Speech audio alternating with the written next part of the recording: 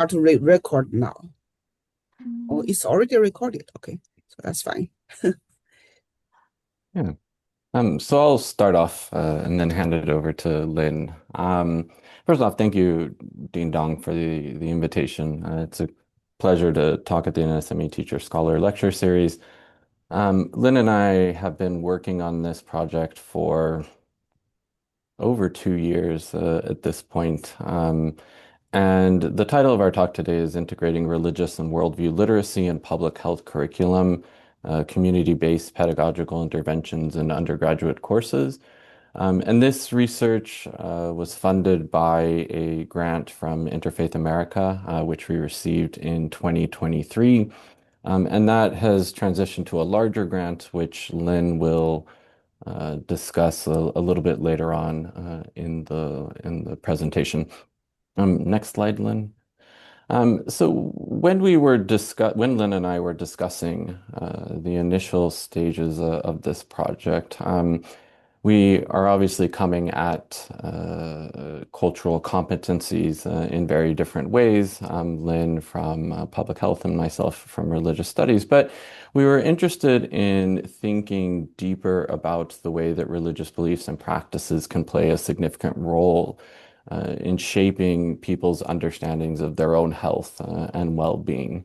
And we began with the idea that developing religious literacy and building it into public health curriculum would yield benefits, including things like fostering inclusivity, deepening cultural competence, and also civic dialogue. We were also concerned that most of the extant research on this topic, on the topic of the intersection of religion and health, tends to focus on aspects of this in hospice or end of life practices rather than thinking about how undergraduates can develop and really deepen their understanding of diverse religious traditions and how that might impact their future professional perspectives. Next slide, Lynn.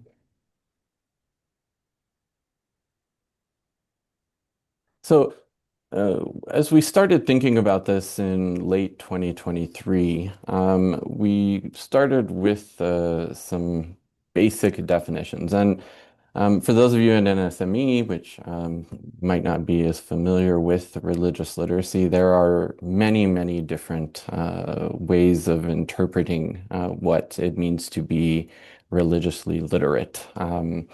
And I've just chosen two of the prominent ones here. So Stephen Prothero, who's a very well-known scholar working in this area, defines it as a working knowledge of major world religions and their cultural historical impact. But Lynn and I weren't satisfied with this. It seemed like a very passive way of understanding religious diversity, particularly for students that are going to encounter a diversity in all its forms in their professional lives after they leave CSUB.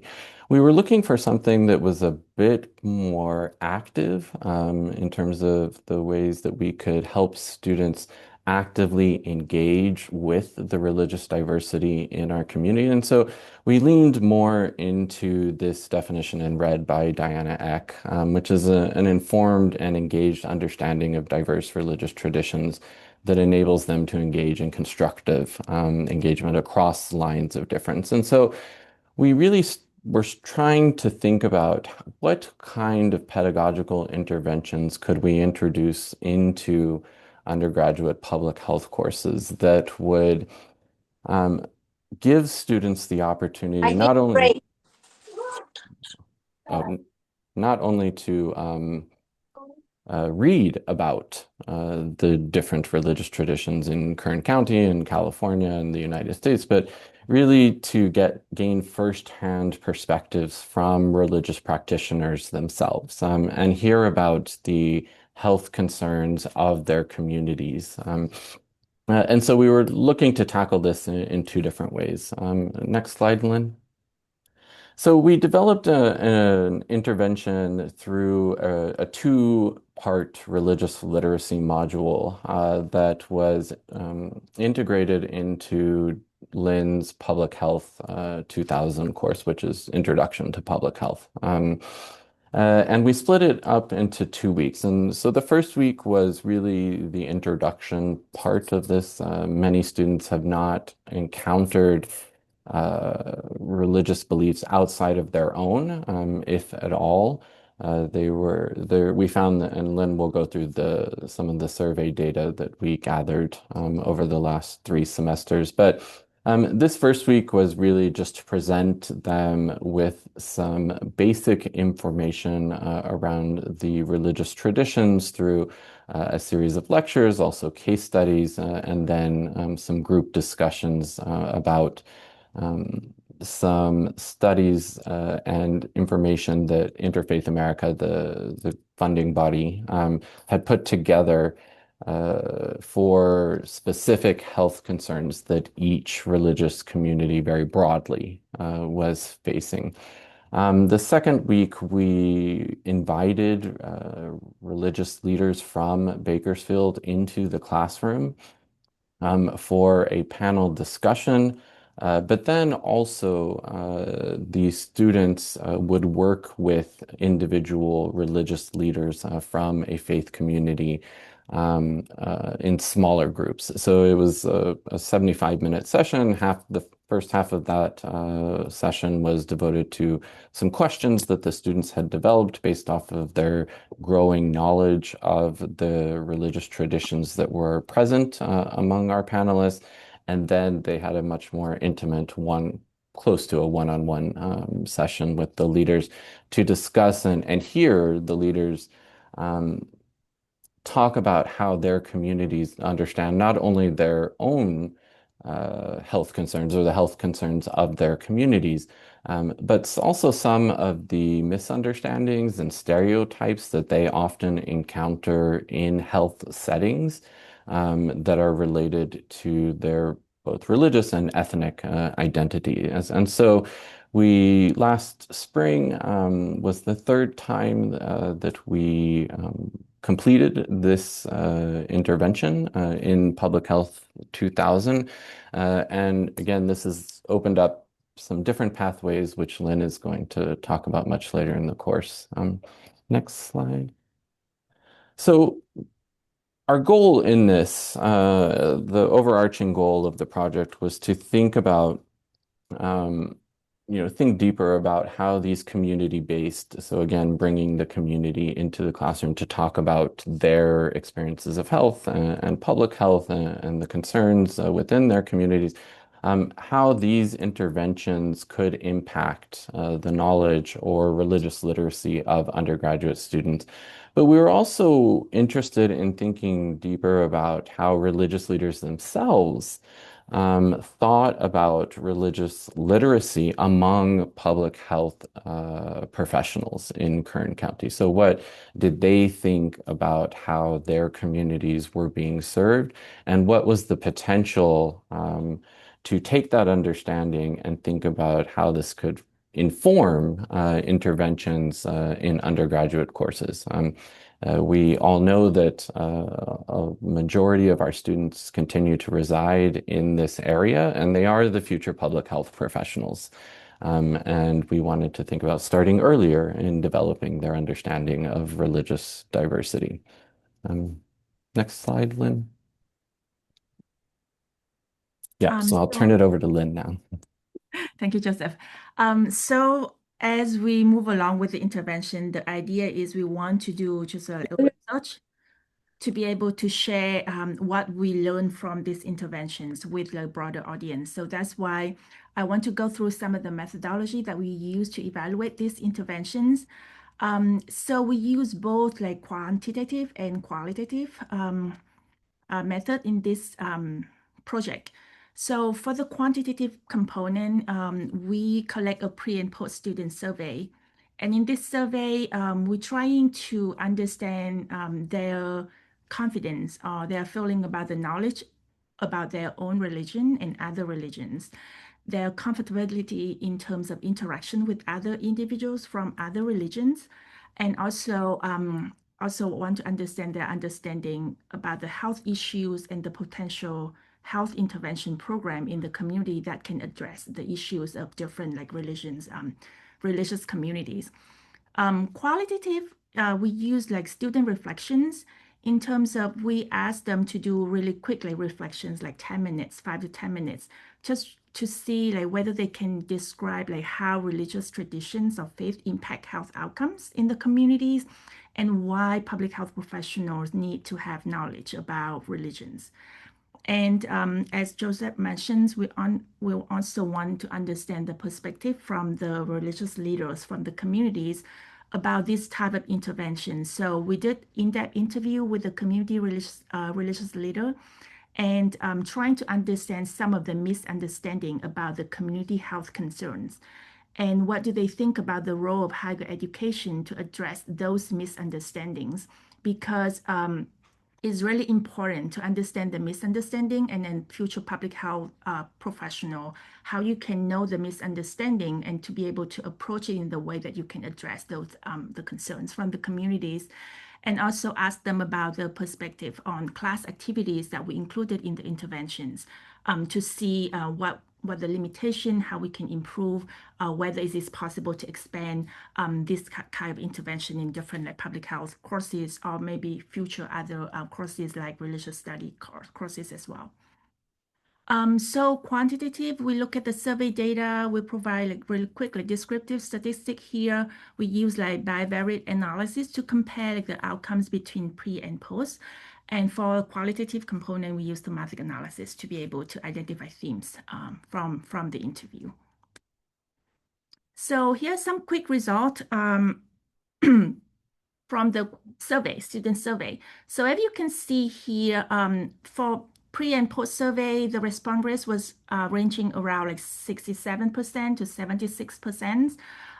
Because the survey is supposed to be anonymous, that's why we work with the IRB to figure out a way how we can identify some students who can do both. So we can also do the analysis for the matching.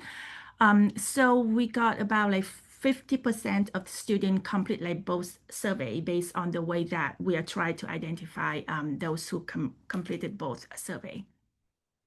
Here's a quick summaries of the student characteristics. So about half of students are public health major.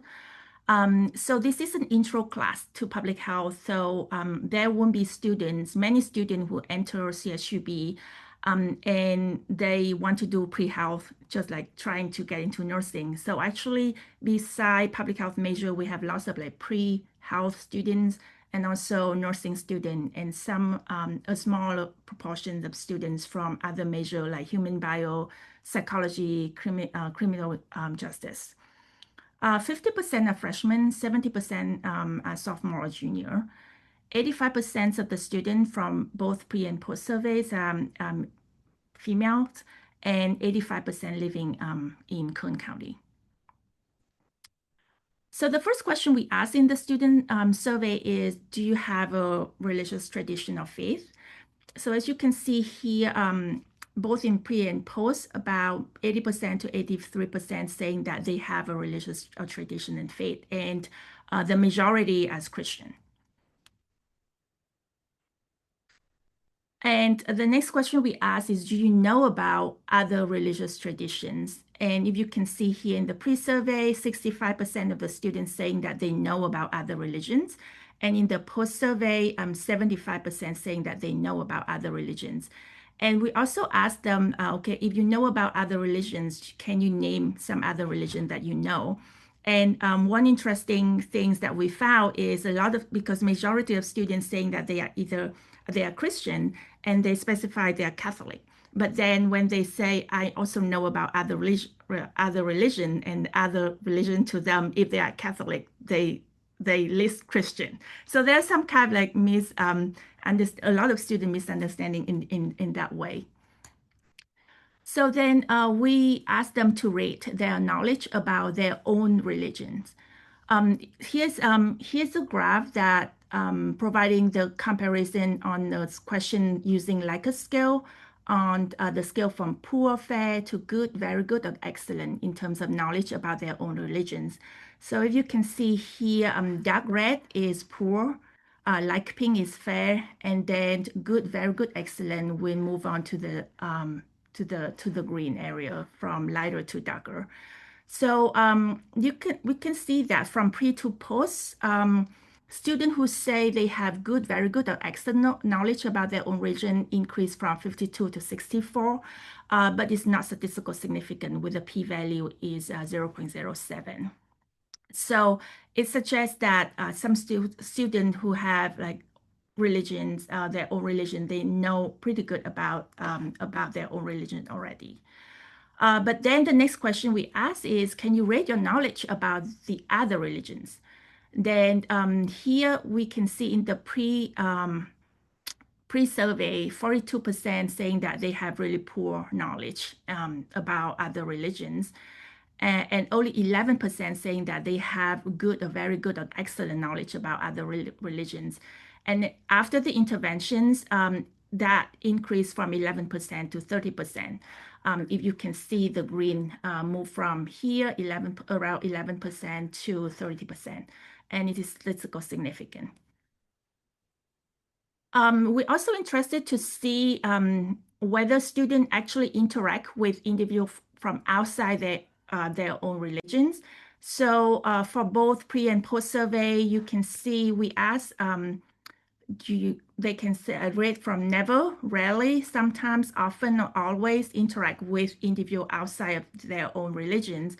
And in both pre and post survey, around 70% saying that they have some interactions from sometimes to often to always with interactions with individuals outside of their own religion. So that's because they interact with those people from other religions. So, and then we're trying to understand their knowledge in terms of, do you understand how your own religions related to other religions? And then whether you feel comfortable interacting with individuals outside your own religion as well. So we also compare like pre and post. So up here, you can see that is the result from whether you understand your own religion, how it related to other religions. And the level agreement, which is the green area here, increased from 64 to 83% after the interventions. And asking about their comfortability in terms of interact with individuals from other religions, the levels of agreement now increased from 79 to 95% after the interventions, and all statistical significant.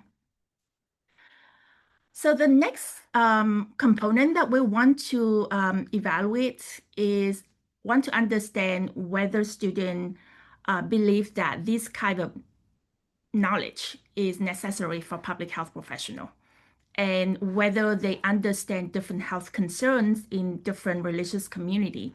So the first question we ask is, can you rate their knowledge of different religions, or whether the knowledge of different religions is necessary for public health professional? And we ask them on the level of agreement from strongly disagree, disagree, neither disagree, nor agree, and strongly agree. The color scheme is still the same. So you can see for this kind of questions, the level of agreement increased from 89 to 79 from pre to post interventions. The next question we ask is, grade your agreement in terms of, I understand how different religions influence individual health behavior. So from pre to post, the level of agreement increased from 79 to 97%. The next question is the statement about, I understand what are the public health issues that different religious communities in Kern County are facing. Then the level of agreement now increased from 31% up here to 81% after the interventions. And the last thing I would want to ask about their knowledge is, can you discuss different potential health programs or interventions for different religious communities in Kern County? And you can see the level of agreement with that statement now from the pre is about 32%, now it's increased to 60% after the interventions. And all of these difference, the increase from pre to post, are statistical significant. And in the post survey, we also asked 2 questions, whether they feel that they have a better understanding of practical applications of their knowledge about religions and faith to their future career, and whether they see that the class activities in the 2-week module that we provide in the Public Health 2000 course actually improve their knowledge about tradition and faith. And here you can see in the post-survey, 98% agree with the first statement, and 90% agree that the class activity actually increased their knowledge. So that is the quantitative size of the evaluations. In terms of student reflections, we asked them 2 quick questions. In what ways do belief and practice of religious tradition and faith aside to you for the intervention report? This is the final project of this class, where we asked them to identify public health issues in different faith communities and identify 3 potential programs that they can address those issues. And they have to write a report and also do a presentations for the class. And the second question is, in your opinion, how important is it for public health professionals to have knowledge about different faith to address the health needs of local communities? So you can see here in the spring, 67% of the students did the reflection, 63% did the reflection in fall, and 95% did the reflection in spring 2025. So what we learned from the student reflection is after the intervention, they were able to write up some information, their understanding about how belief and practice of different religious tradition and faith impact the health outcome. They were able to identify that, well, these beliefs and practice can shape health behavior, can influence treatment decision, can influence the interaction between individuals and healthcare system. So they were able to name like different spiritual practices serve as a coping mechanism that can positively impact mental health. They were able to mention about different religious prohibitions can directly influence medical compliance and accessibility. They point out different rituals in different faiths that public health professionals need to consider because it may require accommodation from health providers. And they're also able to identify some issue like stigmas on mental health, reproductive health can also lead to delayed care and increased mistrust in medical institutions. In the question is, how important is it for public health professionals to have this type of knowledge? They was able to write up and describe it is an essential tools, is enable the provision of care that is respectful, inclusive, and tailored to community needs. It can help improve their communication, foster the trust, promote adherence to medical advice. It can also address like historical disparities and avoid like cultural insensitive missteps that could result in ethical concern. So those are the results from the student reflection, and Joseph can share a little bit more about the interview that we had with the religious leader in the communities. Yeah, thank you, Lynn. So a second part of this, aside from the pedagogical interventions that we introduced into the public health courses, was to think about the role that religious leaders in our community were playing, not only in terms of thinking about how they understood the health concerns of the people in their faith groups, but also some of the misunderstandings and stereotypes and how they thought about the role of higher education in preparing culturally competent future public health professionals. There were some thematic similarities between the interviews, but we conducted 4 open-ended oral historical interviews with the four panelists that have participated in every intervention that we have had since we introduced this. So we've worked with the same four religious community leaders, and they represent the Sikh tradition, indigenous religious traditions. So the CEO of the Bakersfield American Indian Health Project has participated in this since 2024.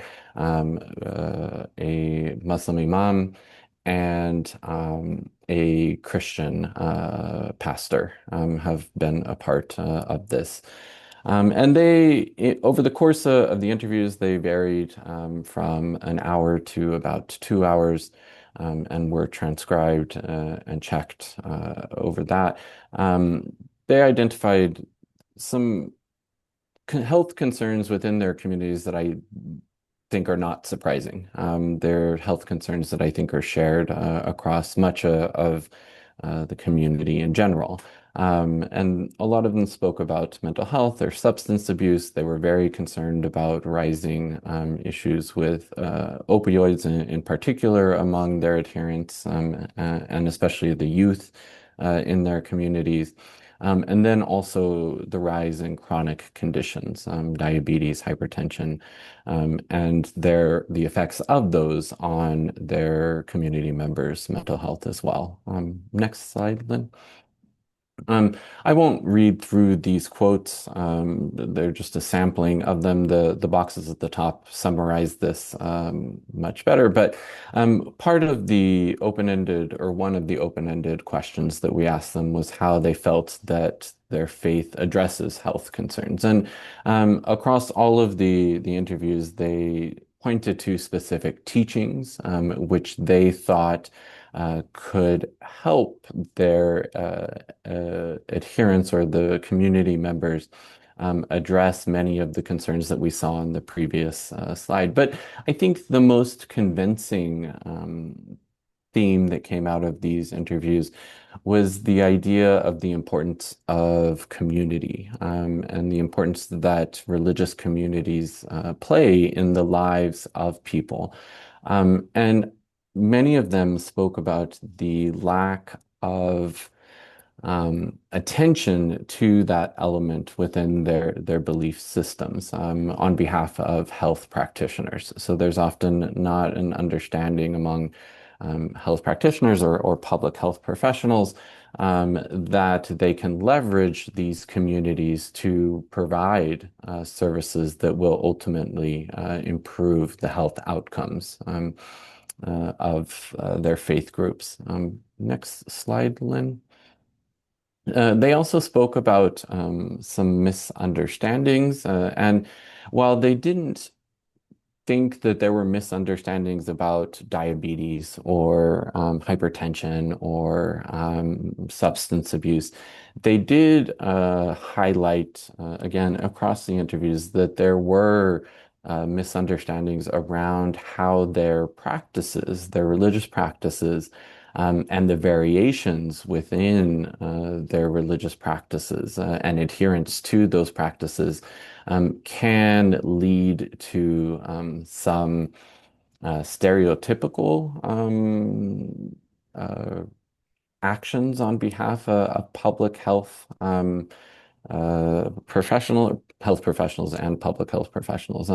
For example, again, I'm not going to read these larger quotes, but when we were speaking to the representative from the Bakersfield American Indian Health Project, it came up again and again and again that Indigenous people are often stereotyped through addiction to alcohol, and without paying attention to whether or not or how Indigenous people are adhering to some of their more traditional and holistic understandings of health, and that this has led to misunderstandings on behalf of not just those who are providing the care, but also in some cases those who are receiving it. Next slide, Lynn. We also asked the religious leaders their opinions and thoughts again, after they had participated in the intervention, about the role of higher education and public health programs like the one at CSUB in addressing some of those misunderstandings. And as these are community members, they have family members and children that are also moving through CSUB, and they are, in some cases, were also CSU graduates themselves. And they all agreed that this was an opportunity to improve the awareness of these future public health professionals, that this was a necessary bridge between the faith communities and the health institutions, that would emphasize and really deepen the knowledge of students about the role of spirituality in managing health concerns. It was also a good way for a good space, I should say, a safe space for students to learn about the traditions firsthand from the people who are practitioners of these faiths, rather than, again, just reading on a page and not really seeing how they connect it to their everyday lived experience and their own concerns about their own health concerns. Next slide, Lynn.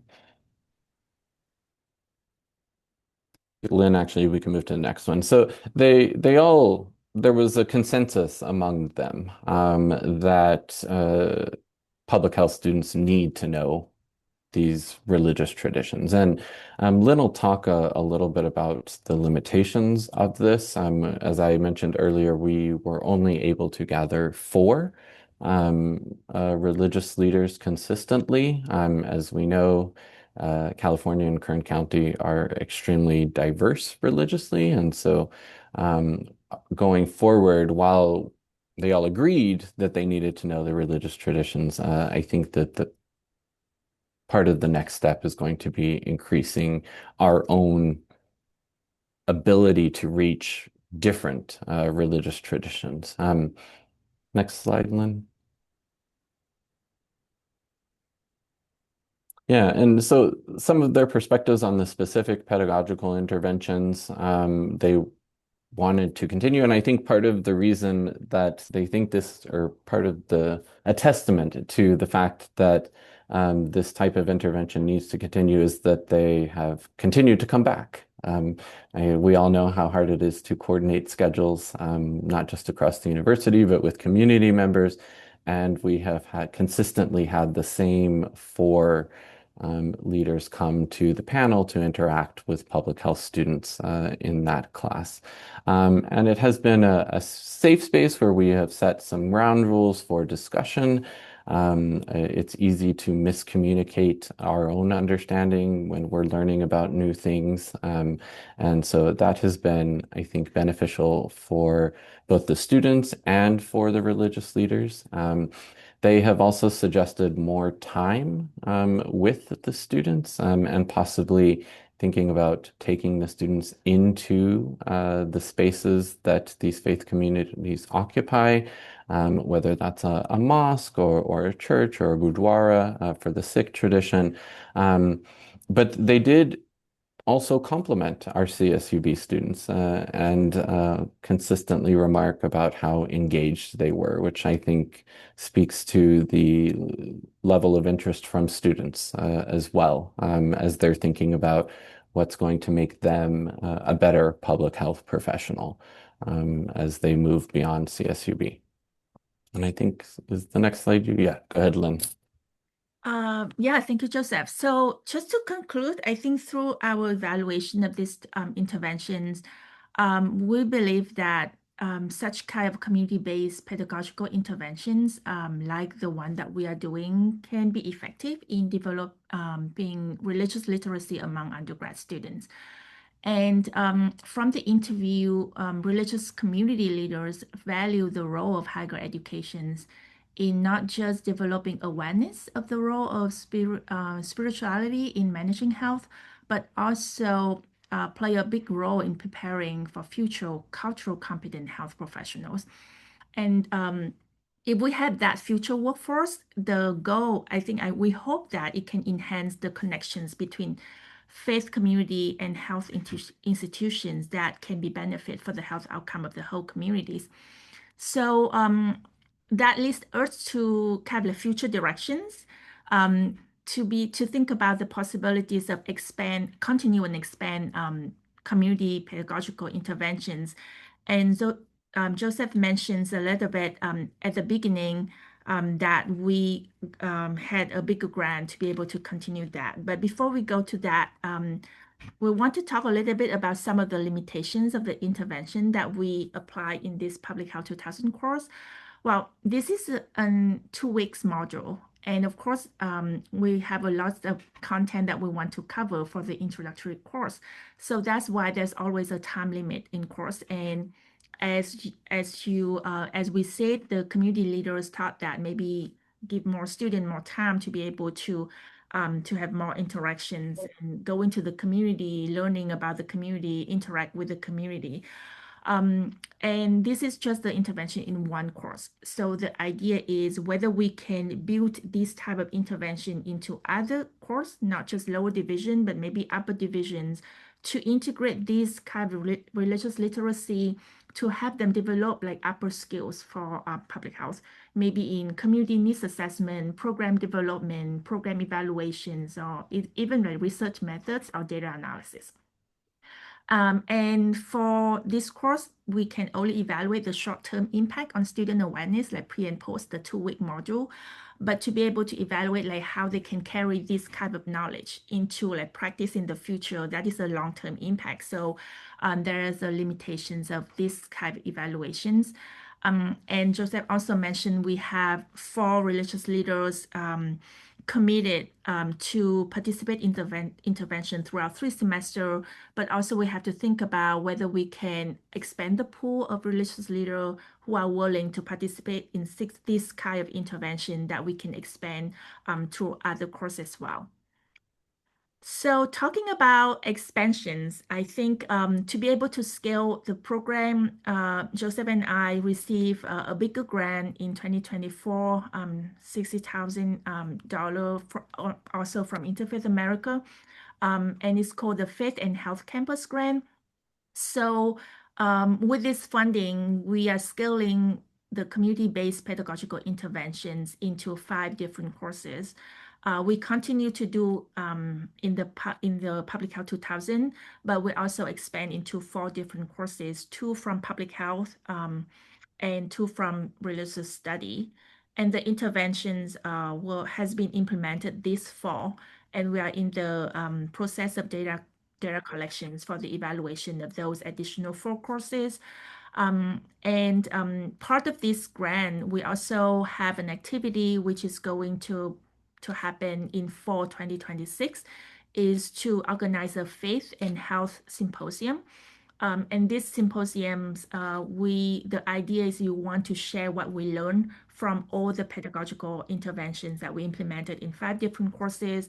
But the idea is to bring community religious group and health professional within Kern County to come to a same place on the same table to bring the discussion on how we can not just improve religious literacy among the student and prepare for the future workforce, but how we can connect, bridge the gap, like improve the connections between faith community and health professional, health institution here in Kern County, with the goal to improve health outcome and so also reduce like health disparities in Kern County.